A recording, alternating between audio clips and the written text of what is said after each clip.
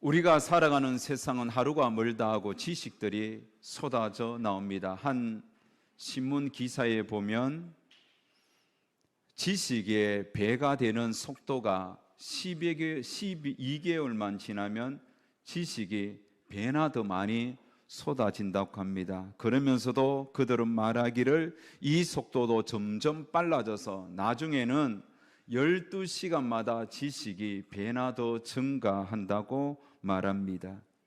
여러분, 이것은 무엇을 말합니까?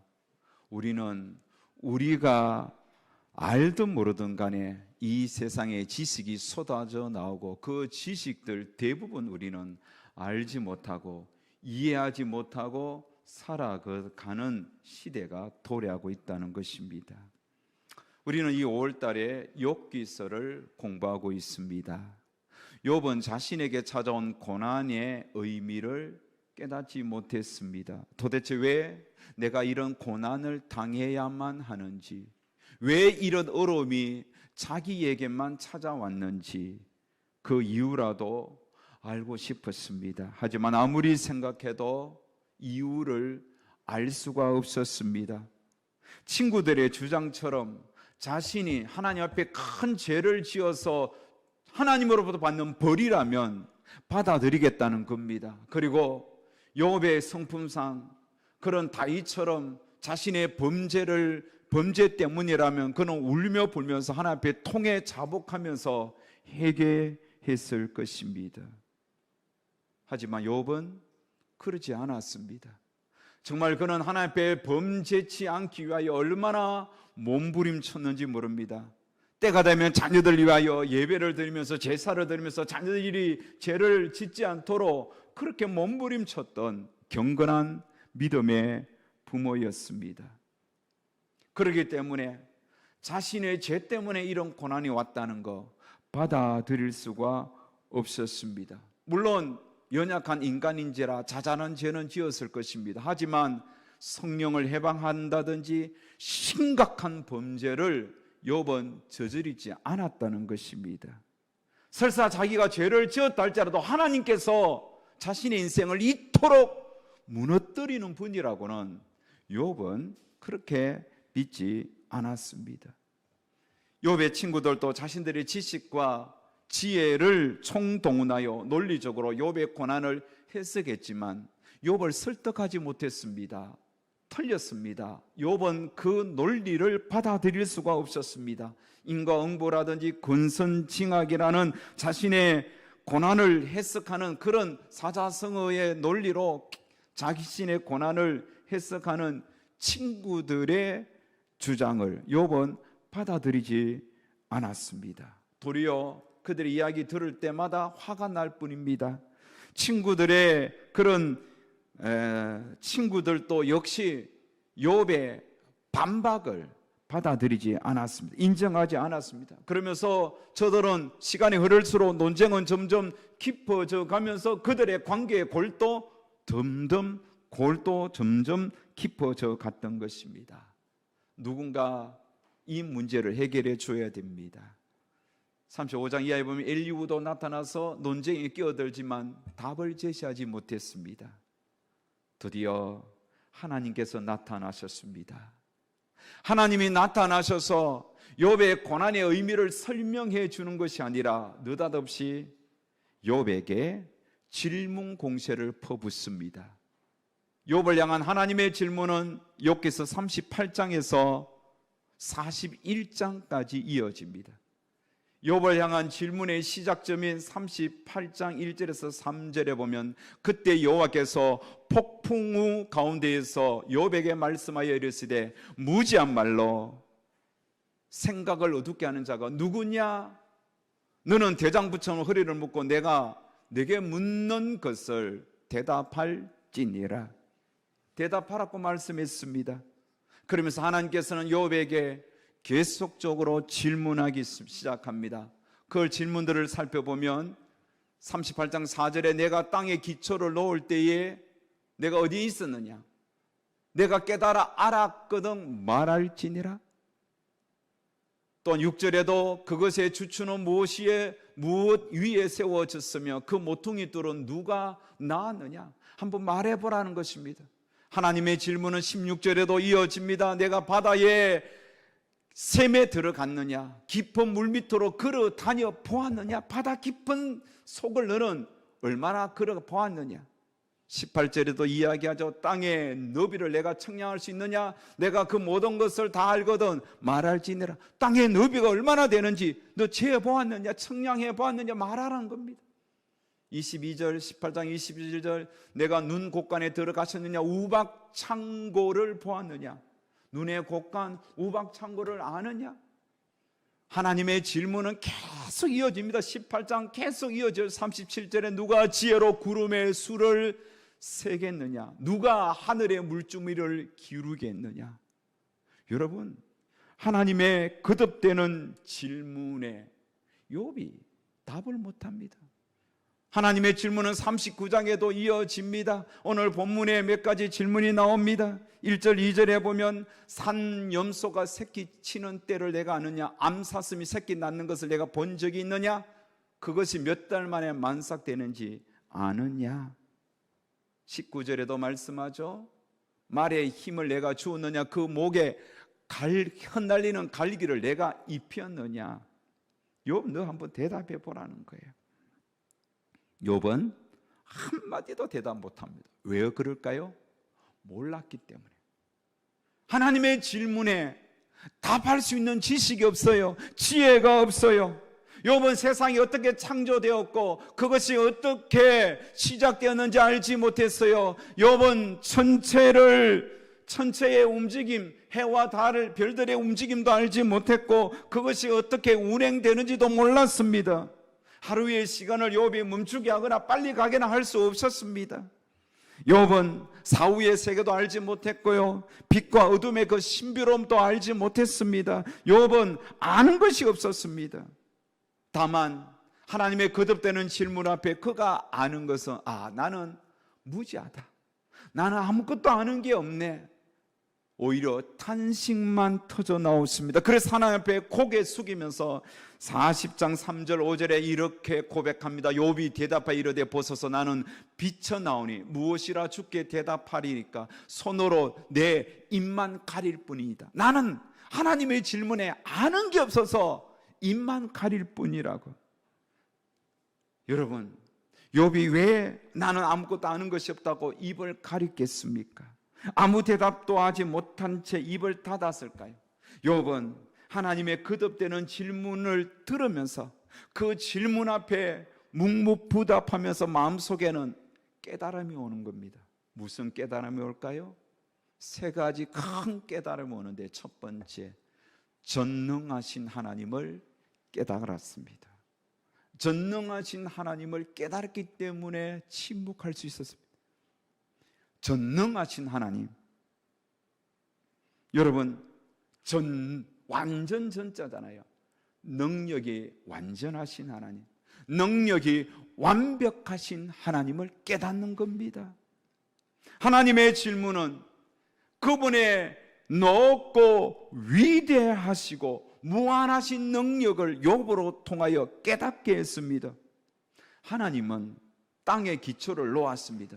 하나님은 그 땅의 넓이를 다 청량하시는 분입니다. 하나님은 홍수의 가운데 물길을 트시고 우레와 번개의 길도 내시는 분입니다. 하나님은 황무하고 황폐한 땅에 비를 내려 흡족하게 하고 그곳에서 연한 새순이 돋아나게 하시는 분이에요. 하나님은 들판에 씨를 뿌리고 그 씨가 자라서 열매를 맺게 하시는 분이에요.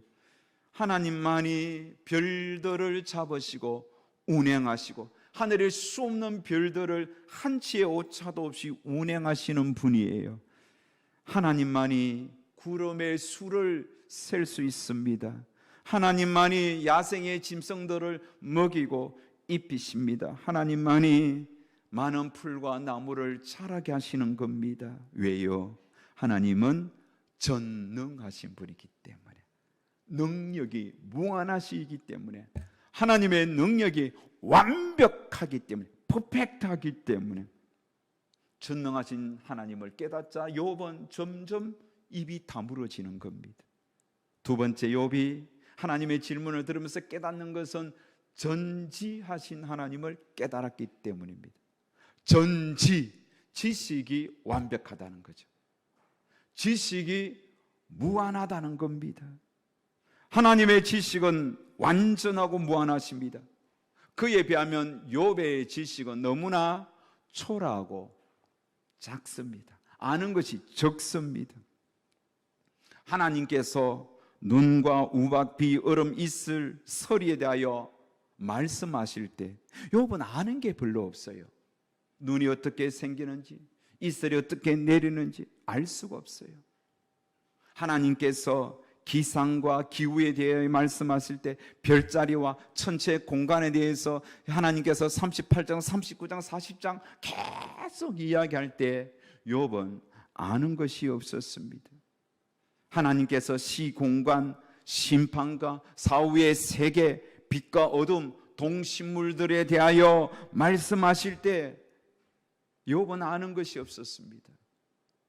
하지만 하나님은 다 아시는 거예요. 동물의 모든 종류도 아시고, 그들의 습성도 아시고, 그들의 살아가는 삶의 패턴도 하나님이 정해주신 거예요. 뿐만 아니라 여러분, 이 땅에 어떤 일이 일어날지 하나님은 다 아시는 거예요. 또 무슨 일이 일어나야만 할지 하나님은 다 아시는 거예요. 하나님의 질문을 받으면서 욥은 하나님께서 이렇게 지식이 완벽하시구나 점점 깨달아가면서 그는 하나님을 더 신뢰하게 됩니다. 전지하신 하나님에 대하여 깨달았던 시편 139편 시인은 전지하신 하나님에 대하여 이렇게 노래합니다. 이 지식이 내게 너무 귀하니 높아서 내가 능히 미치지 못하나이다. 하나님의 지식이 너무 귀하고 높아서 내가 가진 지식은 미치지 못하는 거예요. 세 발의 피라는 거예요. 하나님의 지식에 비하면 인간이 가진 지식은 너무 미약한 거예요. 부족한 거예요. 세 번째, 욥이 깨달았던 것은 편만하신 하나님을 깨달았습니다. 욥의 질문을, 하나님의 질문을 받을 때 하나님에 대하여 욥은 편만하신 하나님, 무슨 말입니까? 모든 곳에 계시는 하나님. 하나님이 계시지 않는 곳이 없다는 겁니다. 모든 곳에 하나님이 거하신다는 거예요. 전지하신 하나님을 깨달은 시편 139편의 시인은 편만하신 하나님에 대해서도 깨닫고 이렇게 노래합니다. 내가 주의 영을 떠나 어디로 가며 주의 앞에서 어디로 피하리이까? 내가 하늘에 올라갈지라도 거기 계시며 소울에 내려갈지라도 소울에 내 자리를 펼지라도 거기 계시나이다. 내가 새벽 날개를 치며 바다 끝에 가서 거주할지라도 거기서도 주의 손이 나를 인도하시며 주의 오른손이 나를 붙드시리이다. 보십시오. 시인이 바다 끝에 가 거할지라도 하나님은 그곳에 계신 거예요. 하늘에 올라갈지라도 그곳에 하나님이 계신 거예요. 소울에 내려갈지라도 하나님은 그곳에 계신 거예요. 시인이 노래했던 것처럼 욥은 하나님의 질문을 받으면 받을수록 하나님은 모든 곳에 계시는구나. 하나님이 계시지 않는 곳이 없구나. 하늘에도 하나님이 계시고 높은 산 꼭대기에도 계시고 깊은 계곡에도 계시고 깊은 바다 속에도 계시는구나. 그래서 높은 산에 계신 하나님께서 높은 산을 거니는 짐승들을 먹이시고 계곡 깊이 있는 그 속에 온갖 물고기들을 먹이시고 바다 깊은 곳에 서식하는 모든 그런 바다의 생물들도 하나님이 먹이시는 겁니다. 편만하신 하나님, 그 하나님께서 이 시간 이 자리에도 계심을 믿습니다. 여러분 앞에 곁에 계신 줄 믿습니다. 그리고 여러분의 모든 것을 다 아시는 분이심을 믿습니다. 2016년 8월 북유럽 노르웨이 중남부에 위치한 하르당 에르비다라는 국립공원에 큰 사건이 하나 일어났습니다. 어떤 사건이냐? 술록대들이 이동하는 중에 번개를 맞아, 낙뢰에 맞아 그 자리에서 적사했습니다. 323마리. 사고 당시 고원에는 비바람이 세차게 불었습니다. 낙뢰가 천둥 번개가 치는 악천후였습니다. 당시 그 지역에는 술록이 1만여 마리가 살았습니다. 술록은 폭풍우가 치면 때를 지어 이동하는 습성이 있는데 이동하는 중에 낙뢰가 쳤고 지면을 따라 높은 전류가 흐르면서 그곳을 지나가던 술록대들이 네 발이 이렇게 땅에 닿으면서 지나가니까 땅으로 흐르는 그 전류에 감전되어서 적사했던 겁니다. 323마리, 엄청난 숫자도. 여러분, 술록 한 마리가 큰 것은 300kg가 넘는다고 합니다. 자, 이렇게 많은 술록의 사체가 그곳에 너부러져 있을 때 술록대를 치우느냐 마느냐 논쟁이 벌어졌습니다.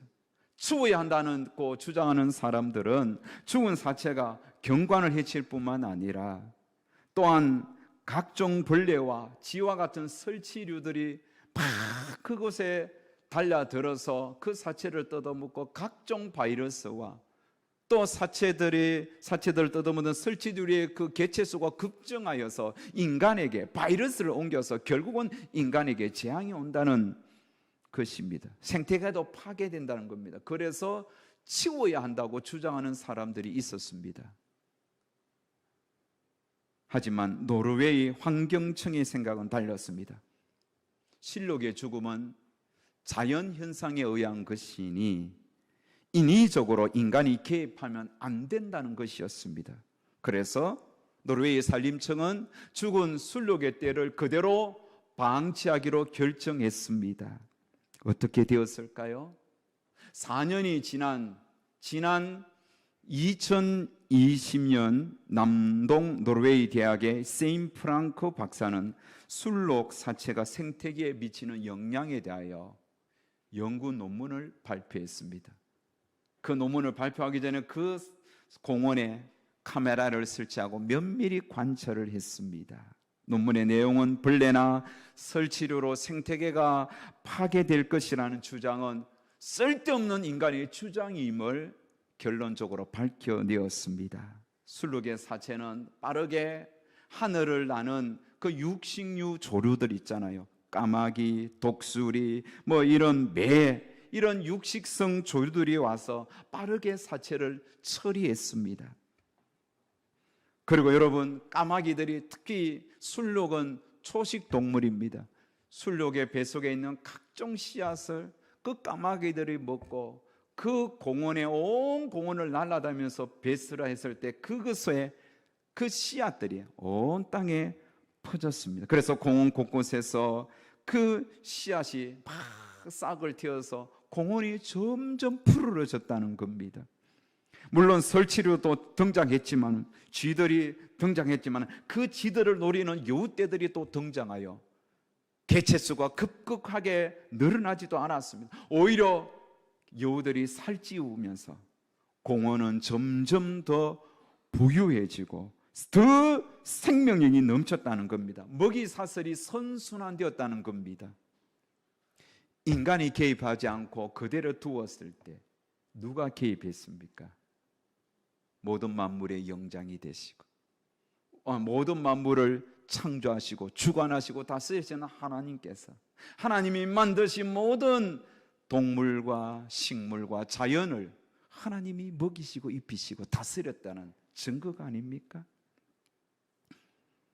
1996년 강원도 고성에 큰 불이 일어났습니다. 그 불로 산림 3,834헥타르가 태워졌습니다. 그리고 49세대 140명의 이재민이 발생했습니다. 산불로 사람들이 불에 탄 나무를 베어내고 불에 탄 그 거름을 긁어내고 포크레인을 동원하여 다시는 그 산사태가 나거나 산불이 발생했을 때 그 산불을 방지할 수 있는 사방댐을 쌓았습니다. 그리고 포크레인으로 길을 내고 그곳에 소나무를 많이 심었습니다. 하지만 여러분, 이렇게 산림 사업을 한꺼번에 다 할 수가 없습니다. 너무나 방대하게 탔기 때문에. 그래서 어느 곳에는 그대로 놔둘 수밖에 없었습니다. 반은 인공으로 사람이 나무를 심으면서 인공 조림을 했고, 반은 자연 조림으로 놔두었던 겁니다. 그리고 20년이 지났습니다. 어떤 결과가 나왔을까요? 사람이 심은 인공 조림보다 자연 그대로 방치해 놓은 자연 조림이 훨씬 더 잘 되었고 숲이 우거졌다는 겁니다. 무엇보다도 산불난 그곳에 불에 약한 소나무보다 불에 강한 활엽수가 자라났다는 겁니다. 사진에 보면 왼쪽에는 소나무를 심었지만 심지 않았던 자연 그대로 놔두었던 그곳에 여러분, 활엽수가 훨씬 더 많이 자랐다는 겁니다. 참나무 숲으로 채워졌다는 겁니다. 자연 조림으로 여러분, 하나님께서는 활엽수를 내었습니다. 산불이 나도 타지 않을, 견딜 수 있는 활엽수를 내었다는 겁니다. 그래서 저렇게 산이 우거진 것입니다. 하지만 사람이 심은 소나무는 어떻게 되었습니까? 산불이 그곳에 다시 20년 후에 났을 때 고스란히 소나무는 타버렸던 겁니다. 하지만 활엽수는 타지 않고 견뎠던 겁니다. 인간이 심었던 소나무는 다시 산불에 탔지만은 하나님께서 자연 발화로 길을 내었던 그 살림은 참나무와 이런 활엽수들은 살아남았다는 겁니다. 여러분, 이것은 무엇을 말해 줍니까? 전능하시고 전지하시고 편만하신 하나님께서 자신이 만드신 자연 만물을 먹이시고 입히실 뿐만 아니라 친히 다스리고 계신다는 증거입니다. 하나님은 모든 만물의 주인이심을 보여주는 사건입니다. 자, 그렇다면 이제 말씀을 귀를 기울이시기 바랍니다. 이렇게 전능하시고 전지하시고 모든 곳에 임재해 계신 편만하신 하나님께서 자기의 형상으로 만든, 그리고 자기의 독생자를 십자가에 못 박아 죽이시면서까지 자기 백성으로 구원해 주신 우리들을 그냥 내어버리시겠습니까? 하나님은 철저하게 우리를 먹이시는 분입니다. 하나님은 철저하게 우리를 입히시고 우리를 다스리시는 분이십니다. 우리에게 일어나는 작은 일 하나에도 그냥 일어나는 게 아니에요. 하나님의 뜻이 있고 하나님의 섭리가 있음을 믿으시기를 주의 이름으로 축복합니다. 하나님은 여러분을 망하게 하시는 분이 아니에요. 하나님 믿어서 망했다고 하는 손분 없어요. 하나님 믿어서 망하지 않습니다. 망하는 것 같아도 다시 회복시켜 주시는 거예요. 망하는 것 같아도 그 속에 하나님의 섭리와 뜻이 있고 결국은 그것이 변하여 축복이 되는 것입니다. 하나님은 우리를 위해 주시는 분입니다. 하나님은 여러분을 해하시는 분이 아닙니다. 적어도 하나님을 믿는다면 하나님에 대한 기본적인 시각과 개념을 분명하십시오. 하나님 우리를 해하는 분이 아닙니다. 그 하나님을 믿어야 돼요. 하나님을 신뢰하십시오. 어떤 경우에라도 우리를 위하시고 우리와 함께 하시고 우리를 도와주시는 하나님을 의지하십시오. 여러분에게 고난이 있다 할지라도 그 고난을 통하여 여러분을 무너뜨리려고 하는 것이 아니라 고난을 통하여 하나님이 복을 주시기 원함이에요. 욥의 인생이 무너졌지만 하나님의 결론은 욥의 인생을 완전히 망가뜨리고 무너뜨리는 것이 아니라 그 고난을 통하여 더 단단하게 하고 더 강한 하나님의 사람으로 축복해 주시기 위함입니다. 우리에게 향하신 여호와의 계획하심이 놀랍고 놀랍다 놀라우시도다. 놀라운 거예요. 그걸 믿어야 되죠. 여러분을 향한 하나님의 인자심은 크고 위대하신 것입니다.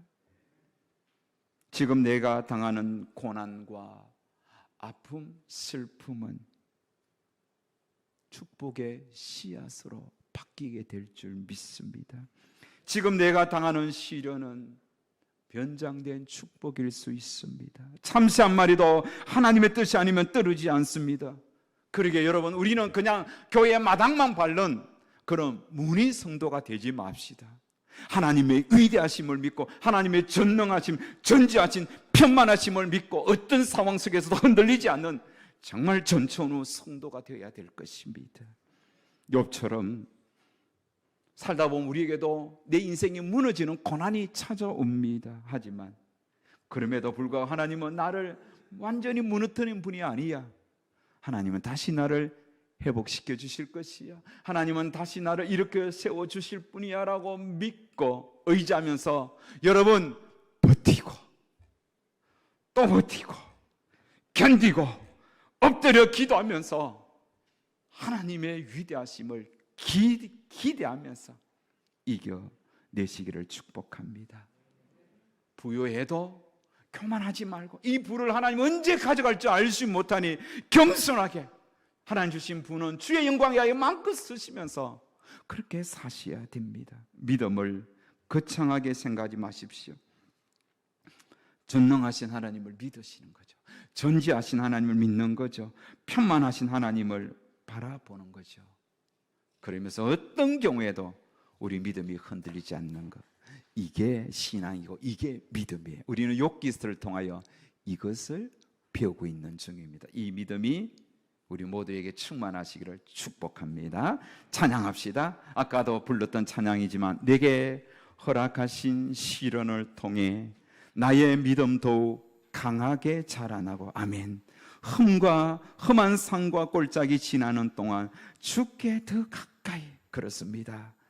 험한 골짜기 산을 지나지만 주님께 더 가까이 나아가는 우리가 되어야 할 것입니다. 오늘 말씀을 마음에 새기면서 우리 함께 찬양합시다.